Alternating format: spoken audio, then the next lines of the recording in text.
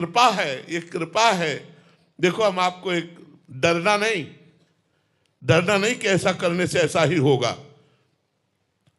एक संत वृंदावन में थे, तो कलकत्ता के एक सेठ जी आते थे, तो संतों को कुछ सेवाएं भेंट किया करते थे। तो एक दिन पूछा, महाराज मैं विषयी पुरुष हूं, बहुत धन है, भजन में मन नहीं लगता, वृंदावन आपकी कृपा से आ जाता हूं, मुझे भगवान कैसे मिलेंगे?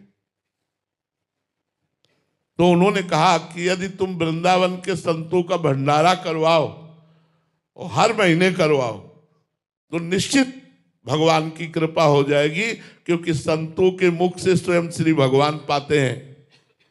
उन्होंने शुरू किया वृंदावन में भरना।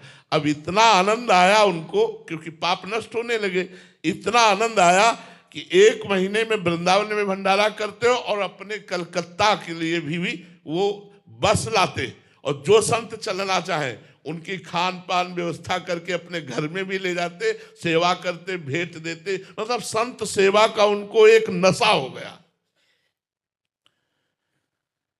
एक दिन उनकी बस तैयार थी उनके यहां जाने के लिए। उनमें एक विरक्त संत जो मधुकरी मांग के पाते थे, कभी किसी से कुछ नहीं लेते थे, कभी किसी भंडारे नहीं जाते थे, वो आगे बैठे और वृंदावन से वो जाते नहीं थे। तो सब संतों ने कहा, बाबा बैठे कहाँ, कोई बरसाने थोड़ी जा रही है, ये तो सेठ के घर जाएगी बस। वो कुछ नहीं बोले। सब लोगों ने सेठ से कहा, सेठ तुम्हें आज फल प्राप्त हो गया भगवान के भक्तों की सेवा का। ऐसे विरक्त महापुरुष और मनमाला चला रहे हो, गाड़ी में बैठे गए, वहां पंगत पाई। सेठ को पहले ही सब संतों ने बता दिया था, वृंदावन से बाहर नहीं जाते, पता नहीं कौन सा तुम्हारा पुण्य उदय हुआ कि तुम्हारे घर आए। वो सेठ गए, प्रणाम किया साष्टांग और कहा, प्रभु आज हम पर कृपा हो गई। तो उनका चल वृंदावन, बस इतना कहा, चल वृंदावन। तो ये समझे नहीं पाए कि हम तो वृंदावन से ही लेवा के लाए हैं, और वृंदावन तो आते ही जाते हैं। बस चुप, इतना ही कहा, चल वृंदावन। और बस गाड़ी में बैठे और चले आए।